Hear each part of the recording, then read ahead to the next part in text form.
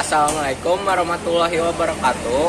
Nama saya Jaki Maulana Firdaus dari kelas 10-11. Izin memberikan tugas video Sunda tentang dongeng.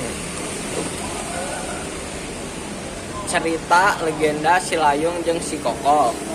Lauk raksasa di Situ Gede, Tasikmalaya. Silayung nyaeta hiji lauk mas beureum.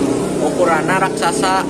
Lamun Silayung muncul ka luhur cai, mangka langit di Situ Gede bakal muncul lembahyung. Langit sore Situ Gede bakal endah warna koneng semu beureum.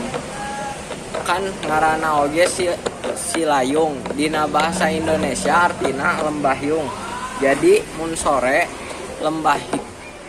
lembayung eta jadi tanda Silayung geus muncul di luhur cai.